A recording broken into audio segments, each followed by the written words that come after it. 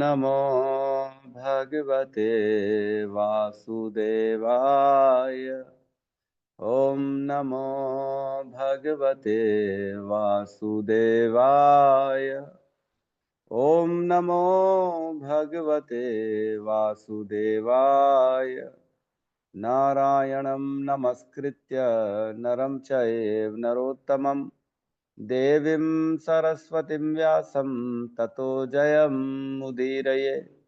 श्रवणतां स्वकथः कृष्ण पुण्यश्रवणकीर्तिनः हृदयन्तस्थो हि अभद्राणि विदुनोति सुहृत्सताम्। नष्टप्रायेषु भद्रेषु नित्यं भागवत सेवया भगवती उत्तम श्लोके भक्तिर्भवति नैष्ठिकी। कृष्णाय वासुदेवाय देवकी नंदनाय च नंदगोपकुमाराय गोविंदाय नमो नमः। जय श्री कृष्ण चैतन्य प्रभु नित्यानंद श्री अद्वैत गदाधर श्रीवासादि गौर भक्ता वृंद। हरे कृष्णा कृष्णा कृष्णा हरे हरे, हरे राम राम राम हरे हरे। हरे कृष्णा कृष्णा कृष्णा हरे हरे, हरे राम राम राम हरे हरे। हरे कृष्णा कृष्णा कृष्णा हरे हरे, हरे राम राम राम हरे हरे। हरे कृष्णा। सभी भक्तों का स्वागत है प्रातःकालीन श्रीमद् भागवतम के सत्र में। हो सके तो कुछ वीडियो ऑन कर सकते हैं, कम से कम एक दो लोगों को वीडियो ऑन करना चाहिए ताकि पता पड़ता रहे मेरे को कि सब सुन रहे हैं, चालू है, बंद नहीं है। मेरा कई बार कनेक्शन डिस्कनेक्ट होता है, पता ही नहीं पड़ेगा, फिर मैं बोलते रहूंगा यहाँ पे। ठीक है, तो हमने कल चर्चा करी श्लोक क्रमांक 22 पे। प्रणाम, प्रणाम माता जी। तो जय श्री हरे जय श्री कृष्णा। कृष्ण प्रभु जी। हरे कृष्णा माता जी, हरे कृष्णा। हरे तो कृष्णा प्रभु जी, दंडवत प्रणाम। जी माता जी, हरे कृष्णा। तो कल हमने श्लोक नंबर 22 पे चर्चा करी थी। बहुत ही सुंदर श्लोक है, और इस श्लोक के कल मैंने बोला था हो सके तो याद कर लीजिएगा। किसी ने याद किया इस श्लोक को?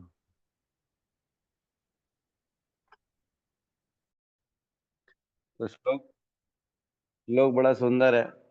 स एव भूयो निज वीर चोदिताम स्वजीव मायाम प्रकृतिम सशिक्षितिम अनाम रूपात्मनि रूप नामनि विदित समानो नुससार शास्त्रकृत।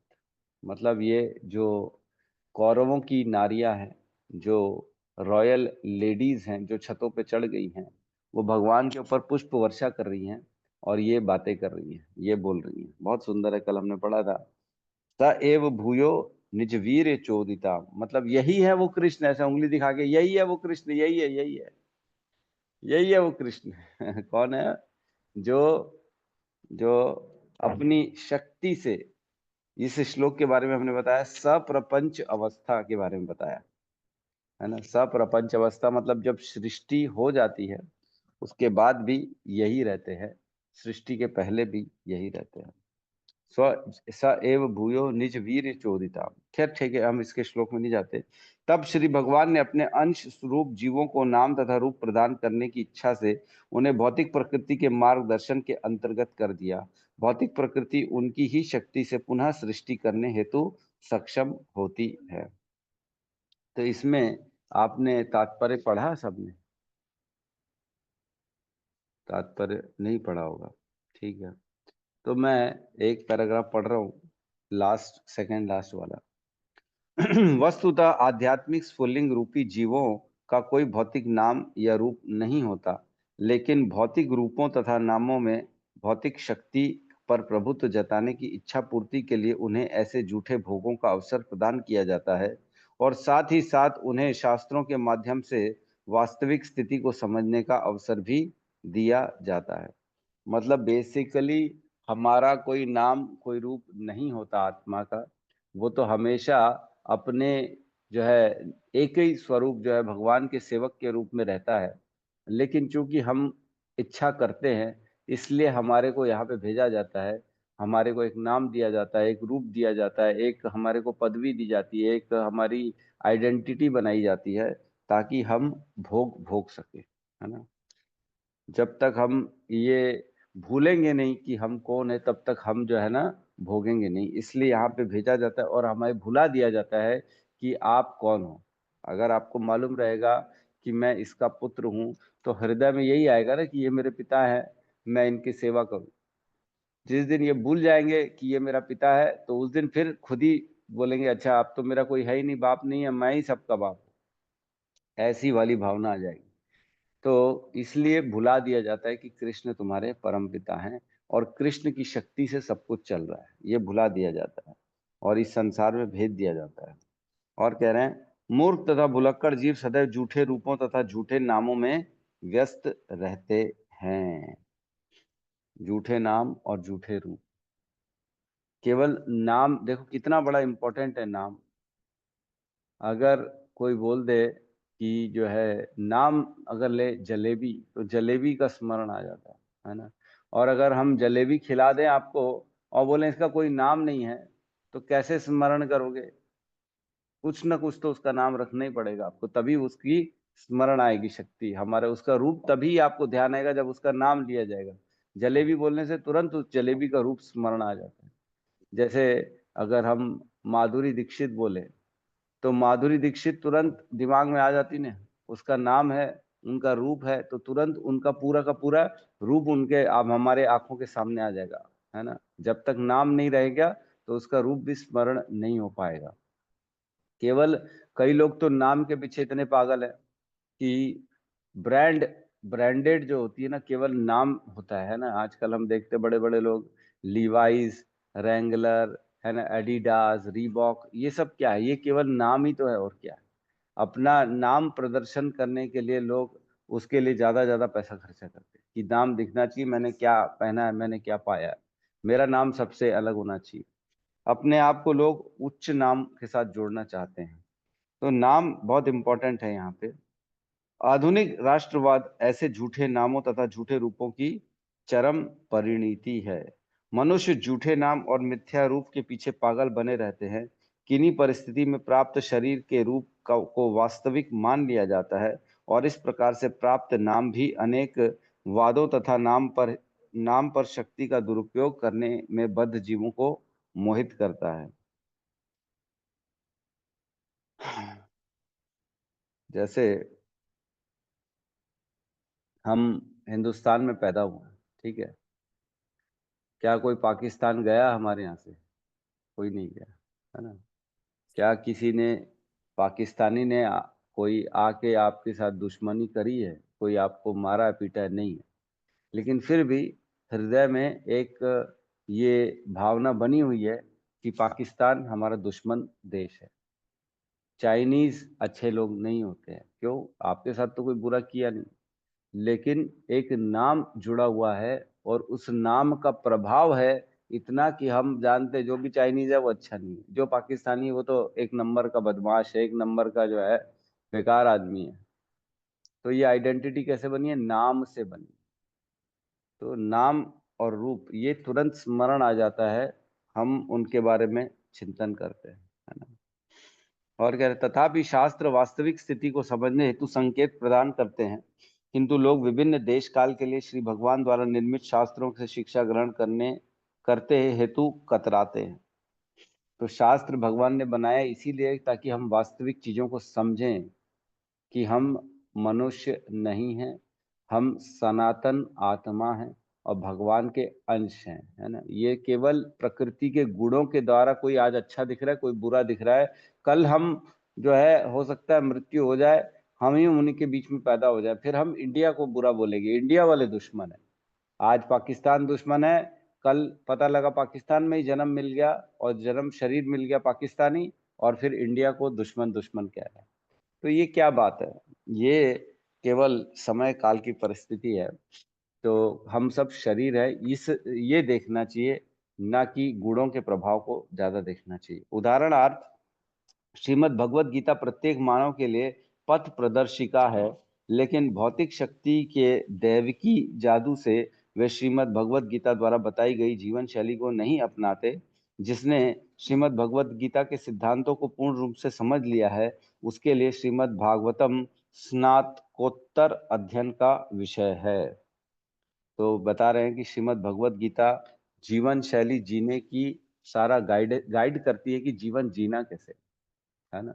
बताते हैं करना क्या है ना। जैसे सपोज करो बता रहे उठना युक्त आहार विहार से युक्त चेष्टस्य कर्मसु युक्त स्वप्न अबोधस्य योगो भवति दुखा। युक्त करना चाहिए, है ना। सुबह उठना चाहिए। या निशा सर्वभूतानाम तस्याम जागृते संयम यस्याम जागृते भूतानी सा निशा पश्यतो मुनि। मतलब उठना कब है, सोना कब है, भगवत गीता बता रही है। मन मना भव मद भक्तो मद्याजी माम नमस्कुरु मामे वेश्यसि युक्ते वम आत्मानं मत्परायण। मन किसको देना है, क्या स्मरण करना चाहिए, वो बता रहे हैं। और क्या कह रहे हैं, तस्मात् सर्वेषु कालेषु मम अनुस्मर युध्यसि च। मेरा स्मरण करते करते अपना कार्य करो, सारे कार्य में मेरा स्मरण करो। इस प्रकार भगवत गीता ने सब कुछ बताया है ना। ये भी बताया है कि यज्ञ शिष्ट शीनो मुच्यंते सर्व किल्बिषो भुजंते ते अघम पापा ये पच्यंते आत्म कारण। जो अपने लिए केवल बना के खा रहा है वो पाप खा रहा है, लेकिन जो मेरे को अर्पण करके खा रहा है तो वो जो भोजन खा रहा है वो पाप रहित है। तो सब भगवान ने बताया है भगवत गीता में कि कैसे अपने जीवन शैली को बनाना है, कैसे जीवन को जीना है, ये भगवत गीता ने बताया है। और बता रहे हैं श्रीमद् भागवतम जो है ये ग्रेजुएशन है। पहले स्कूलिंग भगवत गीता, फिर ग्रेजुएशन स्नातकोत्तर अध्ययन का विषय मतलब श्रीमद् भागवतम। जब आदमी को पता पड़ जाएगा कि कृष्ण ही सर्वोसर्वा है, तब कृष्ण की लीला सुनेगा श्रीमद् भागवतम में, तब कृष्ण से प्रेम उसका बढ़ता चला जाएगा। पहले ये अंडरस्टैंडिंग होनी चाहिए कि भगवान है कौन। भगवान के विषय में जो कंफ्यूजन रखता है उसको कभी भी श्रीमद् भागवतम नहीं पढ़ना चाहिए। जिसको लग रहा है कृष्ण तो नहीं है भगवान, उसको नहीं पढ़ना चाहिए श्रीमद् भागवतम, उसको भगवत गीता पहले पढ़नी चाहिए, है ना। ठीक है, तो अब हम अगले आज के श्लोक में प्रवेश करते हैं, 23 नंबर श्लोक में।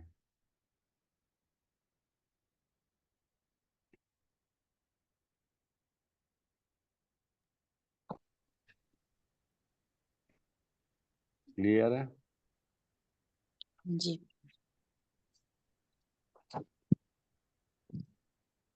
श्लोक नंबर 23। स वा अयं यद् पदमत्र सूर्यो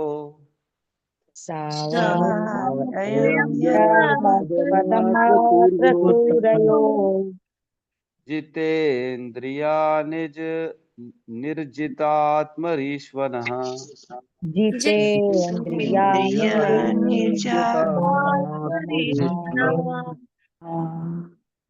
पश्यन्ति भक्त्युत्कलितामलात्मना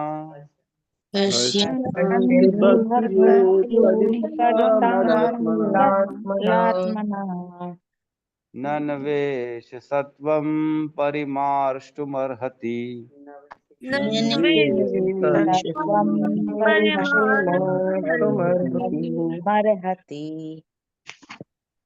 स वा अयं यत् परमात्र सूर्यो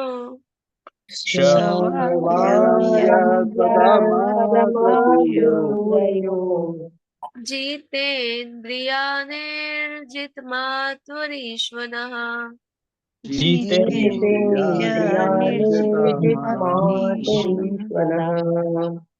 पश्यन्ति भक्त्योत्कलितामलात्मना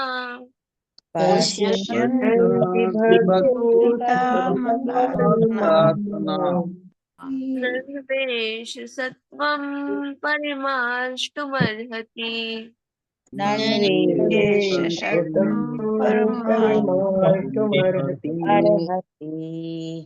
स वा अयं यत् पद्मत्र सूर्यो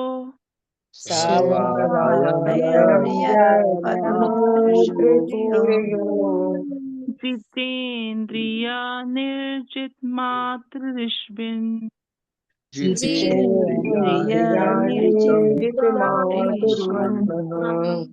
पश्यन्ति भक्त्युत्कलितामलात्मना पश्यन्ति भक्तात्मलात्मना नन्वेष सत्वं परिमाष्टु अर्हसि नन्वेषसत्त्वमर्हति। हरे कृष्ण स वा अयं यत् पदमात्र सूर्यो स वा अयं अयं पदमात्र सूर्यो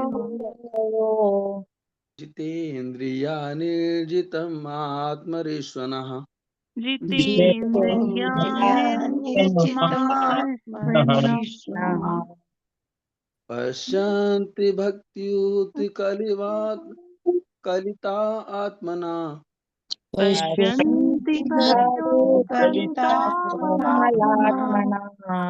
अन्वेष सत्वं परिमाष्टुम् अर्हति।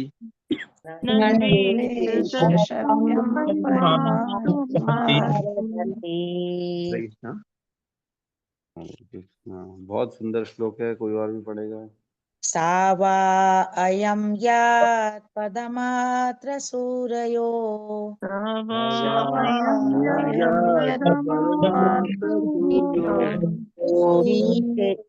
जितेन्द्रियानिर्जितमातरीश्वनः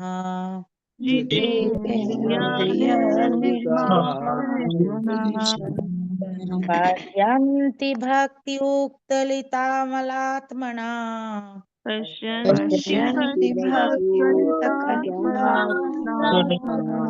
नन्वेष सत्वं परिमाष्टुमर्हति।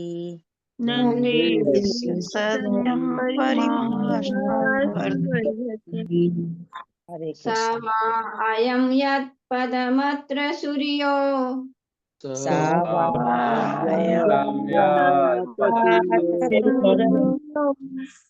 जितेन्द्रियानिर्जितमातरिशनः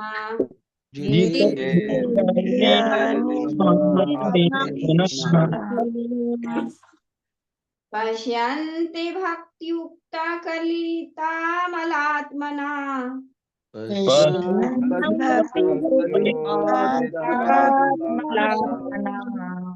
नन्वेष सत्वं परिमाष्टुमर्हसि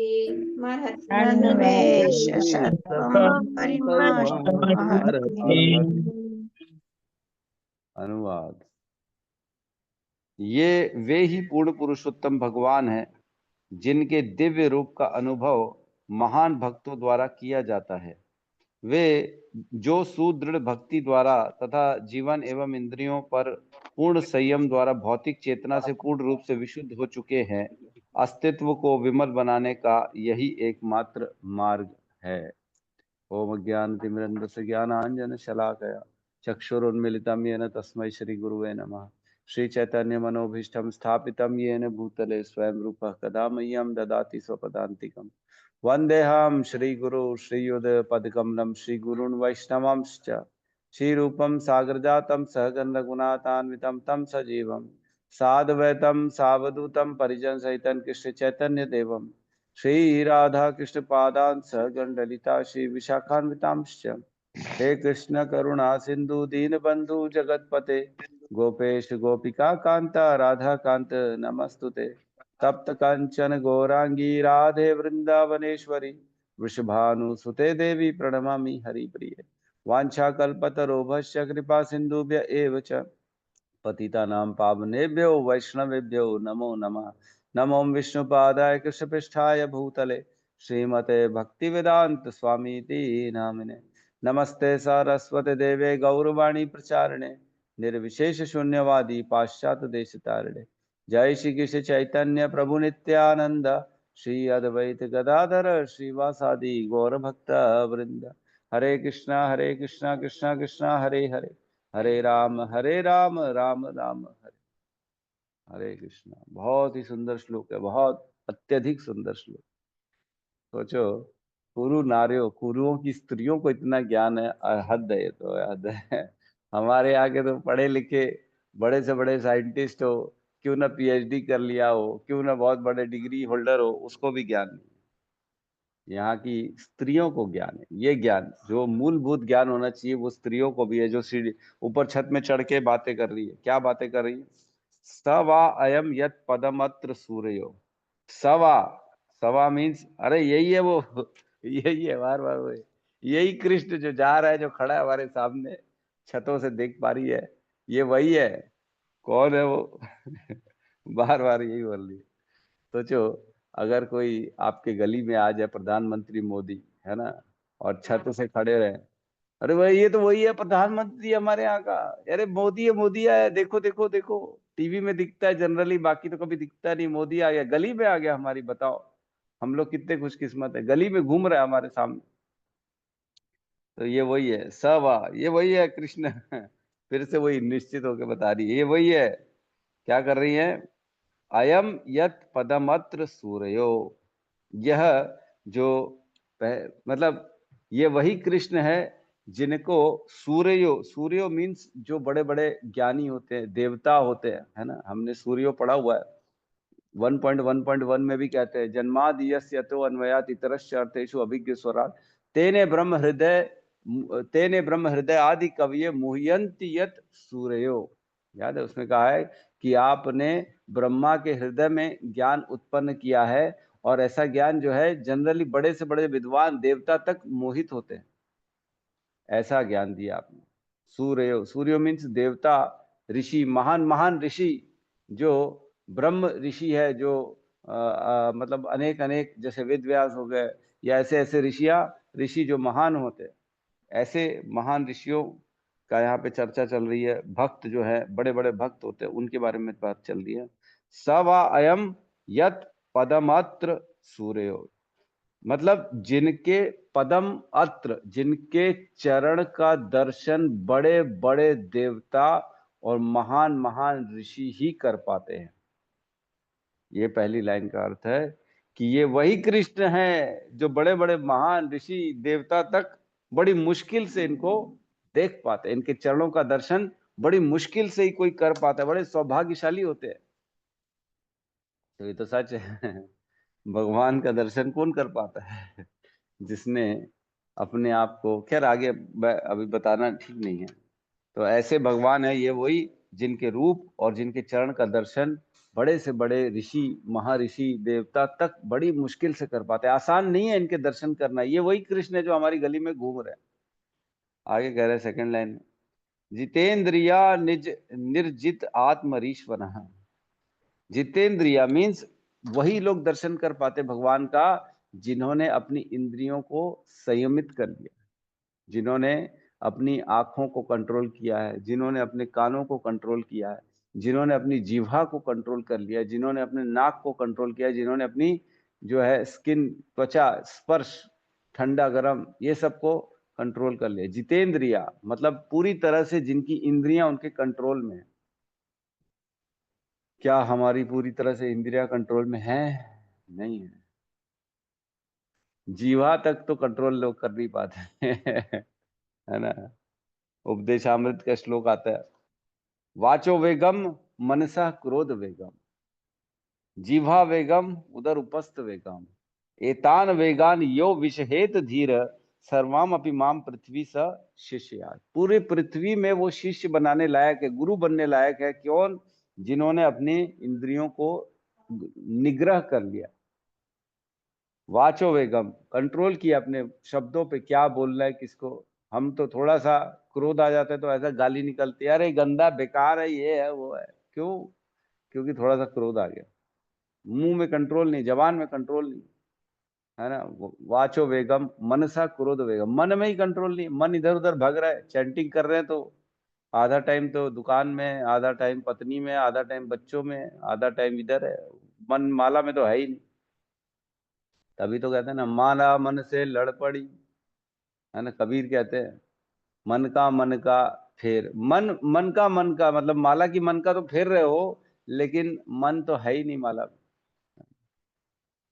तो इससे तो क्या भली चाक भली, जो कम से कम वो फेर देता है, क्या है मैं भूल रहा हूँ। किसी को याद है कि कबीर का दोहा? नहीं है। पंडित भैया। अरे नहीं, पंडित वाला नहीं, मैं बता रहा हूँ, अब आ गया मेरे सामने। माला फेरत जुग गया, गया न मन का फेर, कर का मन का डाल के, मन का फेर। ये बोले थे कबीरदास, है ना, कि माला फेरत जुग गया। माला तो सभी फेर रहे हैं, पूरा जुग जगत माला में लगा हुआ है। गया न मन का फेर, जो मन हमारा हृदय है ना, हृदय का फेर जो है, मन साफ तो हुआ नहीं, अशुद्ध मन है, इधर मन लग रहा है, उधर मन लग रहा है, और माला फेरे जा रहे। कर का मन का डाल के, जो मन का फेर, मतलब जो ये मन है ना, इसको पहले साफ करो। ये मन के जो है, माला के मन के फेरने से क्या होगा, पहले मन को तो शुद्ध करो। ये कह रहे, हृदय शुद्ध करो, हृदय कंट्रोल में करो, ऐसा बोले कबीर जी। और इसका लोग ने अदरवाइज ले लिया कि नहीं नहीं, हमको माला नहीं करनी, हमको मन शुद्ध करना है बस। फिर कबीरदास जी ने एक और दोहा बोला, उन्होंने कहा, माला मन से लड़ पड़ी, तू क्यों छोड़े मोए, तू क्यों बिसरे मोए, कभी शस्त्र बिना सूरमा, लड़ता देखा कभी कोई। कि बिना शस्त्रों का सूरमा कभी लड़ता देखे, बिना माला के तुम फिर अब बोल रहे हो मन ही मन में चैंटिंग कर लूंगा, माला नहीं करूंगा। हम तो मन से करते हैं जी, भगवान के लिए क्या माला करना है, दिन रात उनका नाम स्मरण करो, मन में होने चाहिए बस, और क्या। ऐसा नहीं है, बोलना चाहिए, माला करनी चाहिए। खैर, वाचो वेगम मनसा क्रोध वेगम, क्रोध के ऊपर कंट्रोल नहीं है ना। और क्या है, जिह्वा वेगम, कुछ भी खा रहे लोग, कहीं पे भी मुंह खोल के बस डालना है अंदर। तकलीफ है बहुत, लोग कोई समझ में नहीं आ रहा। हम हमारे घर के बच्चों की बात करते हो, मेरे बच्चे भी नहीं समझते, उनको भी ये चाहिए, बाहर का चाहिए, ऐड आती है और ये मंगाना है, वो मंगाना है, बड़ा मुश्किल है। तो जिह्वा वेगम, जिह्वा में कंट्रोल नहीं है लोगों का। और उधर उपस्थ वेगम, जननांगों की, काम की वृत्ति इतनी ज्यादा बढ़ी है लोगों के अंदर कि जबरदस्ती रेप करने के लिए तैयार, रेप करके मार रहे लोग। क्यों? क्योंकि कंट्रोल नहीं उनका अपनी इंद्रियों पे, है ना। सेक्सुअल डिजायर इतनी ज्यादा बढ़ गई है, उनको लग रहा है बस अब इसको कंप्लीट करना है, मेरे को इसको पूरा करना है, बाकी तो फिर किसी की प्राण चले जाए तो चले जाए, उससे कोई लेना देना नहीं। बहुत खतरनाक है ये। वेगों को हमको कंट्रोल करेंगे तभी हम भगवान को देख पाएंगे। जितेंद्रिय, तो कह रहे हैं कौन देख पाता है भगवान को, जो है जितेंद्रिय है, जिन्होंने अपनी इंद्रियों को कंट्रोल कर लिया, शमन कर लिया अपने इच्छाओं का। और क्या है सेकंड पॉइंट, निर्जित आत्म रीश्वन, निर्जित आत्मन रीश्वना मीन्स जिन्होंने पूर्ण तरह से अपने प्राणों को कंट्रोल में किया। मतलब प्राणों को कंट्रोल करके इंद्रियों को भी कंट्रोल किया जा सकता है ना।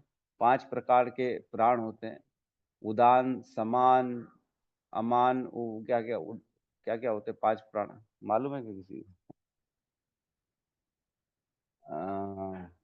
5 प्राण होते हैं जो ऊपर की वायु को कंट्रोल करते हैं। यस, बोलिए सुमति माता जी। तो जी प्राण, उदान, अपान, व्यान और समान। हाँ, इनके कार्य में मालूम है क्या? प्रभु जी, प्राण वायु वो ऊपर के वेगों को कंट्रोल करते हैं, और उदान वायु ये उरु प्रदेश, और समान ये पेट, अपान नीचे के वेगों को, और व्यान ऑल ओवर द बॉडी। तो माता जी हमारी डॉक्टर हैं, आयुर्वेदिक की डॉक्टर हैं, तो माता जी को पूरा नॉलेज है कि कैसे प्राण वायु काम करती है। हमारे शरीर पंच जो है ना, 5 शील्ड्स में बनता है। सबसे बाहर होता है अन्नमय कोश, फिर होता है प्राणमय कोश, है ना। प्राणमय कोश किससे बनता है? वायु से और आकाश से। पहले नहीं, पहले अन्नमय कोश, फिर प्राणमय कोश, फिर मनोमय कोश, फिर विज्ञानमय कोश, फिर आनंदमय कोश, इस प्रकार से बनता है। तो अन्नमय कोश बनता है पृथ्वी, जल, अग्नि, इससे बनता है अन्नमय कोश। फिर प्राणमय कोश बनता है आकाश से और वायु से। फिर मनोमय कोश बनता है मन से, है ना। उसके बाद विज्ञानमय कोश बनता है आत्मा से, और आनंदमय कोश बनता है परमात्मा से। है ना। ये 5 प्रकार के कोश रहते हैं जिससे हम एक्चुअल में हम देख तो केवल अन्नमय कोश को पाते हैं, लेकिन बाकी चीजों को देख ही नहीं पाते हैं। लेकिन ये सब अपने अपने जगह पे काम करती है। प्राणमय कोश से हम अपने इंद्रियों को कंट्रोल किया जा सकता है, अपने मन को भी कंट्रोल किया जा सकता है। तो कहने का मतलब है सेकंड लाइन में, जितेंद्रिया निर्जित निर्जित आत्म रीश्वनः, मतलब जिन्होंने अपनी इंद्रियों को कंट्रोल किया है, अपने प्राण वायुओं को कंट्रोल में कर रखा है, ऐसे लोगों को भगवान का दर्शन होता है।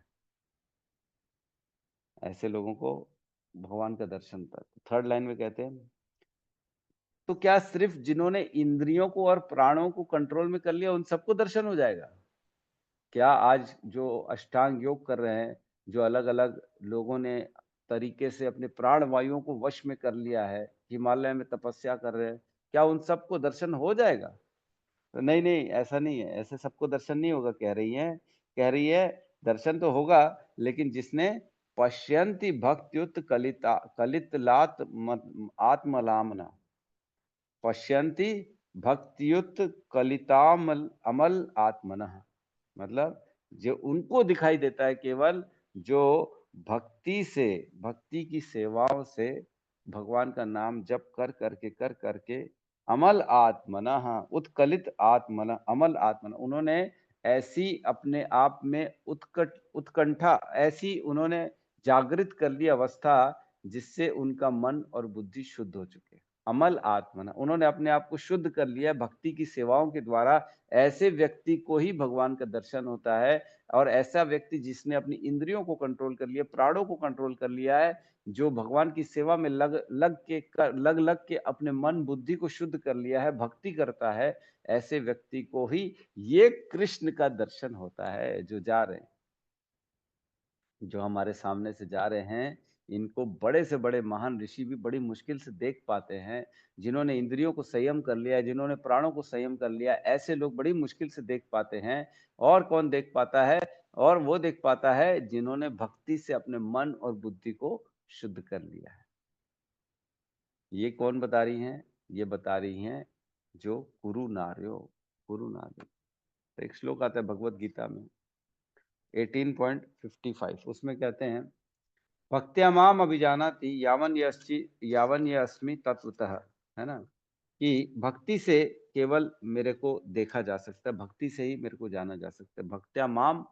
भक्त्या माम अभिजानाति यावन यश्च अस्मि तत्वतः ततो माम त्वक्ता ज्ञात्वा विशते तद अनंतरम, है ना। मतलब केवल भक्ति से मुझे भगवान को यथारूप में जाना जा सकता है। जब मनुष्य ऐसी भक्ति से मेरे पूर्ण भावनामृत में होता है, तब वह वैकुंठ जगत में प्रवेश कर सकता है। और एक और श्लोक हमने पढ़ा था 1.3.38, इसमें भी भगवान ने बताया था कि कैसे मेरा दर्शन हो सकता है। भक्ति से ही हो सकता है बेसिकली, और कोई नहीं है। तो मैं उसका रिवीजन करा दे रहा हूँ। 37, 38 यहाँ कहते हैं, जो अपने हाथ में रथ का चक्र धारण करने वाले श्री भगवान के चरण कमलों की निष्कपट अबाध एवं अनुकूल सेवा करता है, वही इस जगत के सृष्टा की पूर्ण महिमा, शक्ति तथा दिव्यता को समझ सकता है। भगवान को समझना, देखना तभी पॉसिबल है जब हमने उनके चरण की शरण ले रखी है ना। तो इस प्रकार भगवान ने बता रखा है पहले से ही, कंडीशंस क्लियर है कि भगवान को कौन देख सकता है, कौन समझ सकता है, जो उनकी भक्ति करके अपने हृदय को शुद्ध कर लिए। और लास्ट में कहते हैं, नन्वेश सत्वम परिमाष्टुम अर्हति, है ना। और भक्ति के अलावा और कोई प्रोसेस नहीं है जिससे खुद को शुद्ध किया जा सके। ये लिखा है नन्वेश सत्वम, और कोई निश्चित रूप से इसके अलावा और कोई नहीं है। सत्वम मीन्स भगवान जो सत्य है, जो कृष्ण है, उनका दर्शन करने के लिए परिमाष्टुम अर्हति, मन को पूर्ण रूप से स्वच्छ करने के लिए और कोई रास्ता नहीं बच जाता। मतलब भगवान का दर्शन करना है तो मन और हृदय बुद्धि शुद्ध होनी चाहिए। और मन हृदय शुद्ध करने के लिए केवल इनकी भक्ति में सेवा करके ही जो है व्यक्ति अपने आप को शुद्ध कर सकता है, और कोई रास्ता नहीं है इनको अपने आप को शुद्ध करने का। पहले देखो अपने आप को शुद्ध करना है, फिर जब शुद्ध हो जाएंगे तब उत्कंठा जब डेवलप हो जाएगी कृष्ण के प्रति, उनके प्रति भक्ति सेवा का हमारा भाव आ जाएगा, तब कृष्ण के दर्शन होते हैं। तो ये प्रोसेस है। पहले शुद्ध कैसे करेंगे? सेवा से करेंगे, भगवान के प्रति चैंटिंग करेंगे, उनका नाम जप करेंगे, प्रसाद पाएंगे। प्रसाद पाने से ही शुद्धि आ जाती है, धीरे धीरे धीरे धीरे, है ना, केवल प्रसाद पाने से। तो हम पढ़ते ही है ना, श्रवणताम स्वकथा कृष्ण पुण्य श्रवण कीर्तन हृदयंतस्थो ही अभद्राणी विधुनोति सुहृत सताम। वो खुद धोबी की तरह जैसे ही हम उनके बारे में सुनना चालू करते हैं, श्रवणताम स्वकथा कृष्ण पुण्य श्रवण कीर्तन, उनके सुनने मात्र से इतने पुण्य इतने उत्तम है कि उनके सुनने मात्र से विधुनोति सुहृत सताम, हमारे हृदय में वो सारे कलमशों को फिर धोलना चालू कर देते हैं, है ना। विधुनोति सुहृत सताम, तो भगवान खुद हमारे हृदय में प्रवेश करते हैं और वो हृदय को साफ करने का काम करते हैं। विधुनोति सुहृत सताम, है ना। क्षमताम स्वकथा कृष्ण पुण्य श्रवण कीर्तन हृदय अंतस्थो ही अभद्राणी, जो भी अभद्र है हमारे हृदय के अंदर उसको विधुनोति सुहृत, वो खुद सोते खुद धोते, आगे से हमारे अंदर कोई कलमश बचेगा ही नहीं, वृत्तियां ही खत्म हो जाएगी, गंदे विचार ही आना बंद हो जाएंगे। विचार आते हैं इसीलिए तो गंदगी दिन भर जो सोचेगा आदमी करेगा वही, तो धीरे धीरे विचारों को साफ करने का काम करते हैं भगवान अंदर हृदय से, वृत्तियां ही खत्म हो जाएंगी।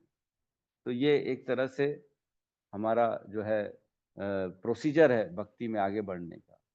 हमने पढ़ा ही है, मन को साफ करने के लिए क्या करते हैं, कहते भगवान असंचय महाबाहो मनो दुर्निग्रहम चलम अभ्यासेन तु कौंतुए वैराग्यम च गृह्यते। अभ्यास और वैराग्य, इन चीजों से मन को कंट्रोल किया जा सकता है। अभ्यास किन चीजों का? ABCD एसोसिएशन, बुक रीडिंग मतलब भागवतम, C फॉर चैंटिंग और D फॉर डाइट प्रसादम। ये जब तक नहीं करेंगे हम अपने आप को शुद्ध नहीं कर सकते, बिल्कुल नहीं कर सकते, किसी भी हाल में नहीं हो सकता। एसोसिएशन बहुत ज्यादा इंपॉर्टेंट है, साधु संघ, है ना, जो नवदा भक्ति के स्टेजेस है उसमें भी श्रद्धा, फिर क्या है? साधु संग। श्रद्धा के बाद क्या है? साधु संग, फिर है भजन क्रिया, फिर है अनर्थ निवृत्ति। तो साधु संघ के बिना हम आगे भक्ति में बढ़ ही नहीं सकते। संघ association, be for book reading, जो डेली हम भागवतम की सेवा कर रहे हैं, डेली नया नया कुछ न कुछ रिचार्ज मिलते जा रहा है हमारे को भगवान के बारे में, तो उससे हमारा मन बना रहता है। अदरवाइज तो ये प्रकृति के 3 गुण है वो खींचने के काम कर रहे हैं, लगे हुए हैं खींचने में, हमारे को माया में फंसाने का काम कर रहे हैं। डेली डेली कुछ न कुछ नए नए तरीके निकाल रही है माया। जो जितना भक्ति में आगे बढ़ता है ना, जो जितना कोशिश करता है मैं भगवान की सेवा में लगूं, माया भी उतनी कोशिश करती है उसको खींचने की। माया लगी रहती है उसके पीछे, कभी पत्नी के थ्रू, कभी परिवार वालों के थ्रू, कभी समाज वालों के थ्रू, बार बार मैसेज भेजेगा, ये क्या कर रहा है तू, पागल हो गया है क्या, तेरे को अक्ल नहीं है क्या, ये कोई करता है क्या? कंट्रोल कंट्रोल उदय, कंट्रोल, थोड़ा सा कंट्रोल करो, इतना आगे मत बढ़ो। ये बार बार मैसेज आता है, बहुत आता है मेरे पास तो, बहुत आता है, भयंकर आता है। इतना करना अच्छा नहीं है। अरे मेरा कितना, कौन बताएगा मापदंड है? भौतिकवादी लोग बताएंगे मेरे को कितना मापदंड होना चाहिए, कितना करना चाहिए। बड़ा मुश्किल है, तकलीफ हो जाती है, क्या बताएं। तो कहने का मतलब है, हमारे जो है शिक्षाष्टकम का पहला श्लोक ये आता है ना, चेतो दर्पण मार्जनम भव महादावाग्नि निर्वापणम श्रेयस कैरव चंद्रिका वितरणम विद्यावधु जीवनम आनंदम बुद्धि वर्धनम पति पदम पूर्ण अमृत स्वादनम श्री कृष्ण संकीर्तनम, है ना। जो भगवान का श्री कृष्ण संकीर्तन है ना, ये धीरे धीरे हमारे चित्त का मार्जन करता है, धीरे धीरे, पता ही नहीं पड़ेगा, धीरे धीरे होता जाएगा ऑटोमेटिकली। ठीक है, तो यहाँ पे बेसिकली भगवान के देखने की एलिजिबिलिटी बताई गई है कि कौन कौन भगवान को देख सकता है। तो इसमें ना एक कथा बताई गई है प्रभुपाद के द्वारा, विश्वामित्र की कथा। मैं वो पढ़ के सुना रहा हूँ। इंद्रियां शरीर की सक्रिय अंग हैं और उनके कार्यों को रोक पाना संभव नहीं है। इंद्रियों को निष्क्रिय बनाने हेतु योग के कृत्रिम साधन सर्वथा निष्फल सिद्ध हुए हैं। यहाँ तक कि विश्वामित्र मुनि सरीखे महान योगी के प्रसंग में भी विश्वामित्र जी ने यौगिक समाधि द्वारा इंद्रियों को वश में कर रखा था, किंतु जब उनकी भेंट मेनका स्वर्ग की अप्सरा से हुई तो वे काम वासना के शिकार हो गए और इंद्रियों को वश में करने की उनकी कृत्रिम विधि विफल हो गई। लेकिन शुद्ध भक्त के साथ ऐसा नहीं होता कि कृत्रिम साधन से इंद्रियों को कार्य करने से रोका जाए, अपितु उन्हें अन्य अच्छे कार्यों में लगाया जाता है। देखो बहुत इंपॉर्टेंट है। विश्वामित्र ने 60,000 साल तपस्या करी थी। किसी को मालूम है कि नहीं मालूम? 60,000 साल तक तपस्या करी उन्होंने, और उन्होंने जो है अपनी इंद्रियों को पूर्ण रूप से कंट्रोल में रखा 60 साल तक, 60,000 सालों तक। किसी भी भोग के प्रति उन्होंने अपने आप को आगे नहीं बढ़ाया। लेकिन जब वो तपस्या कर रहे थे तब मेनका जब आई वहां पे, उनकी पायल की छनकार सुन के ही उनकी तपस्या भागने लगी। सोचो, पायल की छनकार करने से मेनका ने विश्वामित्र की 60,000 साल की तपस्या को भंग कर दिया, और उन्होंने फिर काम वासना जब उनके अंदर प्रवेश हुई तब उन्होंने तपस्या छोड़ के फिर मेनका का संग करना चालू कर दिया। ऐसे ही हम एक और सौरभी मुनि के बारे में जानते हैं। सौभरी मुनि जो पानी के अंदर तपस्या कर रहे थे, है ना। बोले पानी के अंदर जाके तपस्या करूंगा, मैं पूरे संसार से कटा रहूंगा, ना मेरे को किसी भोग के बारे में चिंतन होगा। बहुत लंबे समय तक उन्होंने तपस्या करी। फिर जब एक बार उन्होंने देखा 2 मछलियां संग कर रही हैं तो उनकी इच्छा हो गई, फिर वो भी मन संग करने की इच्छा हो गई, और बाहर निकल के मानधाता की 50 पुत्रियों के साथ शादी करी उन्होंने। 50 पुत्रियों की मानधाता की। मुनि तपस्या करने वाले विफल हो जाते हैं। और एक और ऋषि है कंडू ऋषि। कंडू ऋषि भी तपस्या में लगे हुए थे, घोर तपस्या। उनकी तपस्या भंग करने के लिए इंद्र ने भेजा एक अप्सरा को, ब्रह्मलोचा नाम था उस अप्सरा का, उसको भेजा। तो ब्रह्मलोचा से वो भी आकर्षित हो गए कंडू ऋषि, और उसके साथ संग करने लग गए। संग किया, इतना संग किया कि एक दिन शाम को उनको सूर्य को देखा, तब ध्यान आया, अरे मैंने तो आज गायत्री नहीं करी है। तो बोले ब्रह्मलोचा, मैंने तो गायत्री नहीं की है। तो ब्रह्मलोचा ने बोला, आपने गायत्री की कब है? जब से मैं मिली हूं तब से तो करी नहीं आपने। तो उनको ध्यान आया कि मैं ये क्या कर रहा हूं, मेरे को 900 साल हो गए हैं गायत्री किए, इतना लंबा समय हो गया, मैंने अपनी भक्ति तपस्या को छोड़ दिया, केवल इस अप्सरा के साथ लगा पड़ा हुआ, सुबह से शाम, शाम से सुबह, खाली इसी का संग कर रहा हूं। तब फिर दोबारा तपस्या में लगी। तो इस प्रकार से इंद्रियों को कंट्रोल करना बड़ा मुश्किल है, लेकिन भक्ति में हमको क्या सिखाया जाता है कि इंद्रियों को कंट्रोल नहीं करना, इंद्रियों को डाइवर्ट करना है कृष्ण की ओर। जो पसंद है वो करो, लेकिन वो कृष्ण के लिए करो, है ना। ये सिखाया जाता है हमारे को। जब इंद्रियां अधिक आकर्षण कार्यों में लग जाती हैं तो किन्हीं निकृष्ट कार्यों के प्रति उनकी उन्मुख होने की संभावना नहीं रह जाती। श्रीमद् भगवत गीता में कहा गया है कि इंद्रियों को अच्छे कार्यों में लगाने के द्वारा ही वश में रखा जा सकता है। तो एक श्लोक आता है श्रीमद् भगवत गीता का 2.59, उसमें कहते हैं, विषया विनिवर्तन्ते निराहारस्य देहिनः रसवर्जम रसो अप्यस्य परम दृष्ट्वा निवर्तते। देहधारी जीव इंद्रिय भोग से भले ही निवृत्त हो जाए, पर उसमें इंद्रिय भोग की इच्छा बनी रहती है। लेकिन उत्तम रस के अनुभव होने से ऐसे कार्यों को बंद करने पर वह भक्ति में स्थिर हो जाता है। मतलब इंद्रियों का काम है कहीं ना कहीं हमको फिसल के वहां पे आकृष्ट करना, लेकिन जब व्यक्ति भक्ति के कार्यों में अपने आप को लगाता है, अपनी इंद्रियों को कृष्ण की सेवा में लगाता है, तब इंद्रियों को एक हायर टेस्ट मिलता है। जैसे प्रसाद पाना चालू करेंगे ना भगवान का, तो फिर प्रसाद में ज्यादा टेस्ट आएगा, अन्य अन्य होटल के छोले भटूरे और पकोड़ों में नहीं आएगा। ऐसा लगेगा नहीं नहीं, मैं केवल प्रसाद ही पाऊं, उसमें ज्यादा टेस्ट आएगा। जब भगवान के कीर्तन को सुनने में आनंद आने लगेगा तो फिर धीरे धीरे हॉलीवुड बॉलीवुड के गानों से मन कटता चला जाएगा। अब नहीं, अब तो सुनना है तो केवल कृष्ण का कीर्तन सुनना है। जब पढ़ने में भगवत गीता भागवतम में रस आने लगेगा, तब तरह तरह की नॉवेल कथा कहानियां पढ़ने से आसक्ति खत्म हो जाएगी, है ना। इस प्रकार जब अपना समय हम कृष्ण में लगाएंगे, अपनी इंद्रियों को कृष्ण में लगाएंगे, तो धीरे धीरे जब उसका टेस्ट मिलता है ना, हायर टेस्ट मिलता है, तब ये लोअर टेस्ट, भौतिकवादी संसार का टेस्ट छूटना चालू हो जाता है। तब इंद्रियां नहीं करती, फिर काम वासना में अच्छा ही नहीं लगेगा। एक श्लोक आता है, मैं उस दिन पढ़ रहा था, मतलब बड़ा खतरनाक टाइप का श्लोक है। उसमें कहते हैं कि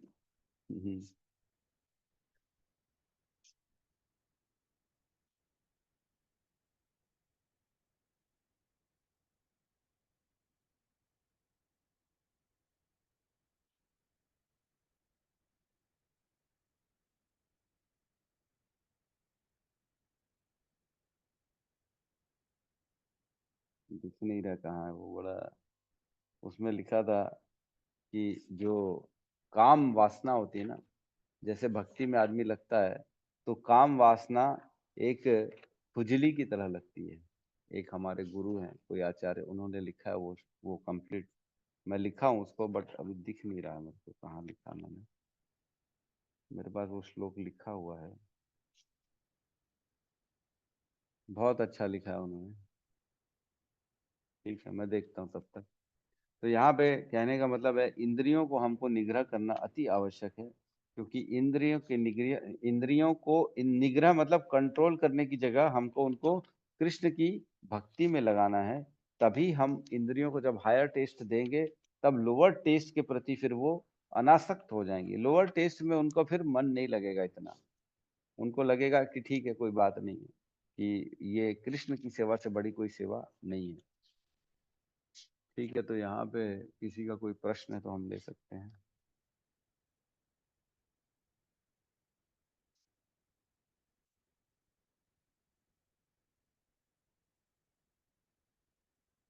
कोई है ही नहीं, किसी का कोई प्रश्न नहीं। हरे यस, कृष्ण सुधीर प्रभु प्रभु। जी, सादा प्रणाम। प्रणाम माता जी। प्रभु जी, ये साधु शास्त्र और आप क्या बता रहे थे? गुरु साधु शास्त्र। हाँ, तो ना तो गुरु मिल रहे हैं, ना साधु मिल रहे, शास्त्र भर है अपने पास तो प्रभु जी। आपके पास जी, यानी जी बुक से जो पढ़ रहे हैं बस वो ही है, ना गुरु है, ना साधु है, ना कुछ है।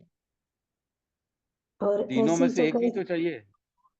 प्रभु जी ऐसी जगह है कि प्रोग्राम करो नहीं करोगे, यानी उन लोग के प्रोग्राम अलग रहते। बस इतना है प्रभु जी कि मैं उन लोग से कहती मैं थोड़ा सा संकीर्तन करूंगी तो वो हो जाता मेरा।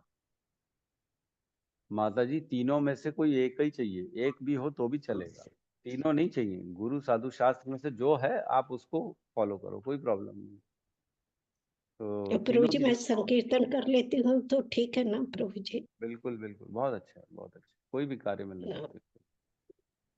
यस, सुधीर मैं प्रभु उनसे कहिए। कहती मैं अपना हरे संकीर्तन। कृष्णा। हरे हरे कृष्णा कृष्णा। प्रभु जी। यस प्रभु। प्रभु जी, ये मेरा कहना था कि जैसे इंद्र अपनी गद्दी बचाने के लिए कभी अप्सरा भेज देता था और मतलब गलत कार्य भी कर बैठता था, वो एक गौतम ऋषि की पत्नी के साथ उसने भेष बदल के करा, तो भगवान उसको दंड क्यों नहीं दिए? देखो, आज भी हम यही बोलते हैं ना कि रेप हो रहा है, रेप करने वाले को दंड क्यों नहीं दे रहे भगवान? लड़की को मार रहे हैं, बच्चों को, छोटे छोटे बच्चों को मार रहे हैं, उनके अंग बेच रहे हैं, तो उनको दंड क्यों नहीं मिल रहा? क्यों नहीं मिल रहा? क्योंकि आज वो जीवन जो जी रहे हैं, वो पिछले जन्मों का उनका पुण्य है। उनको पुण्य इतना किया उन्होंने कि उनको जी। भगवान ने फैसिलिटी दे रखी है। अब इस जीवन के कर्मों से वो आने वाले जीवनों को अपना गंदा बनाएंगे। तो कहने का अच्छा। मतलब यह है, इस जीवन में जो हम कार्य करते हैं, उसका आने वाले अगली योनियों में उसका असर आता है। लेकिन ये जीवन का सुख दुख, यश अपयश, ये पहले से फिक्स हो चुका है हमारे पुराने जीवन के आधार पर। तो इस जीवन हाँ, में कोई कुछ भी कर ले, चोरी डकैती कर ले, उसको कुछ नहीं होगा। क्यों? क्योंकि उसने पुराने जन्मों के पुण्य लेके रखे ना। बैंक अकाउंट में बिल्कुल। ऑलरेडी लाखों रुपए पड़ा है, तो हाँ, 2-5 लाख रुपए किसी गंदे काम में लगा दिए तो कौन बोलने वाला? हाँ।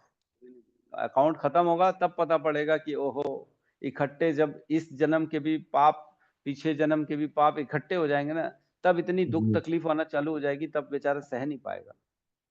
जी। ऐसी स्थिति हो जाएगी। तो ये कर्मों का खेल है ना, तभी तो कहते हैं ना गहना कर्मणों गति, गहनों की कर्मति बहुत गहरी है, कर्मों की गति हाँ, नहीं कर्म समझ की सकते। बारीकी। Yes yes.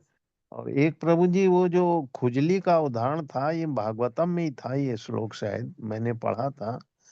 हाँ मैं बता रहा हूँ ना, आ गया मेरे कि सामने, आ वो गया, मैं बता मतलब खुजली से, मतलब जैसे खुजली को खुजाते रहो लेकिन आखिरी में उसका संतुष्टि नहीं होती, यही कहने का भाव है ना। वैसे ही इंद्रियों को यदि हम चाहें कि हम संतुष्ट कर लेंगे तो नहीं कर पाएंगे भोग में, और यदि भगवान की तरफ मोड़ देंगे तो वो स्वतः संतुष्ट हो जाएंगे, यही मेरे ख्याल से भाव है ना। मैं पढ़ के सुना रहा हूँ आप लोगों को। अच्छा माता जी। श्रीमद् भागवतम 7.9.45 है ना, ये श्लोक है। इसमें कह रहे हैं, यन मैथुनादि गृह मेदि सखम ही तुच्छम कंडुयूनेन करयो दुख दुखम तृप्यंति नेह कृपणा बहु दुख भाजा कंडु तीव तत् मनसिजम विषय हेत धीर। अनुवाद है, विषय जीवन की तुलना खुजली दूर करने हेतु दो हाथों को रगड़ने से की गई है। गृह मेधी जिन्हें कोई आध्यात्मिक ज्ञान नहीं होता, वे सोचते हैं कि यह खुजलाना सर्वोत्कृष्ट सुख है। मतलब जो संग करना वो सब सर्वोत्कृष्ट खुश सुख है, ये ऐसा सोचते हैं। यद्यपि यह दुख की जड़ है। कृपण जो ब्राह्मणों से विपरीत होते हैं, बार बार इंद्रिय भोग करने पर भी तुष्ट नहीं होते, और जो धीर है वे इस खुजलाहट को सह लेते हैं।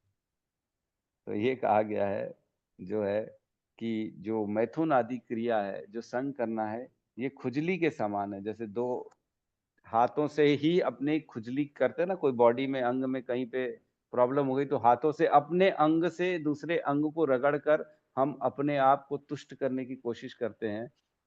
तो इसकी उपमा संग से की गई है कि ये खुजली के समान है, लेकिन ये बेसिकली जो जो धीरवान व्यक्ति है, इनसे वो दूर रहते हैं, इनसे वो परे रहते हैं, और उनको मालूम है इसमें कोई सुख एक्चुअल में नहीं है। धन्यवाद प्रभु यस, जी। हरे कृष्ण, धन्यवाद। यस यस, कृष्ण चंद्रिका माता जी। हरे कृष्ण प्रभु जी, धन्यवाद प्रणाम।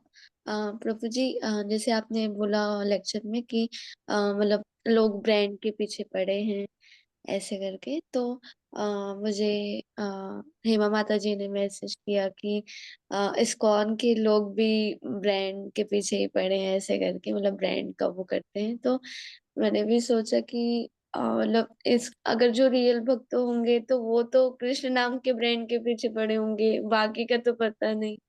तो वही मैं बोली कि जी ये माता कितना जी, मतलब। सारे टेक्निकल डिवाइस पूरे ब्रांडेड होते हैं, उनके कपड़े, उनके जो वो होते हैं वो भी, ऊपर जो जैकेट्स पहनते हैं वुलन, वो भी ब्रांडेड होते हैं। ऐसा नहीं है कि वो लोकल पहनते हैं, हमने देखा है मंदिर में। देखो ऐसा है, मेरी बात सुनिए। इसमें इसमें छोटा सा मैं एक, हो सकता है पहनते हो, कोई बड़ी बात नहीं है, लेकिन जनरली जो फॉलोवर्स होते हैं ना, जैसे आज मेरे को अपने गुरुजी को कुछ देना है ना, हिज ग्रेस मेरे प्रशांत मुकुंद प्रभु है, मेरे शिक्षा गुरु है, उनसे मैंने शिक्षा ली है, उनकी मैं बहुत इज्जत करता हूँ, उनकी बहुत मन में हृदय में मेरे उनके प्रति बड़ा सम्मान है। तो मैं उनको जो दूंगा ना, तो मैं चाहूंगा मेरे गुरुजी को मैं सबसे अच्छी चीज दूं, है ना। तो मैं कोशिश ये करता हूँ कि जो सबसे अच्छी चीज है ना, वो निकाल के दूंगा उनको, ताकि अच्छी चीज पहने ना, मेरे गुरु है, तो मैं क्यों हल्की दूंगा अपने गुरु को।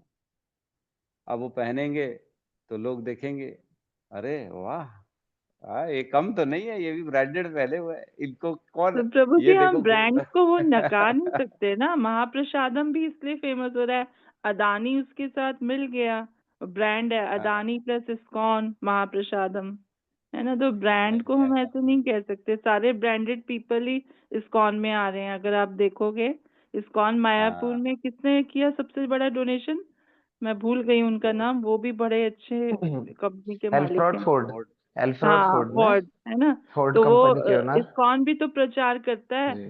कि इस ब्रांड के आदमी ने इतना दिया जिससे हमें भी इन्फ्लुएंस हो।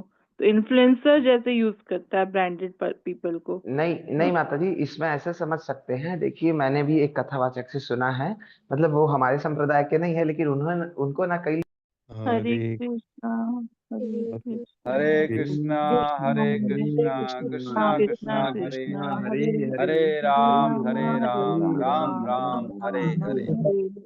समस्त भक्त वृंद की जय। जगत गुरु शील प्रभुपाद की जय। जय गौर प्रेमानंदे। हरि हरि बोल। हरि हरि बोल, हरि हरि बोल। हरि हरे बोल। कृष्ण प्रभु जी, दंड प्रणाम। हरे कृष्ण हरि प्रभु जी, कृष्णा। दंडवत प्रणाम। हरे कृष्णा हरे कृष्णा।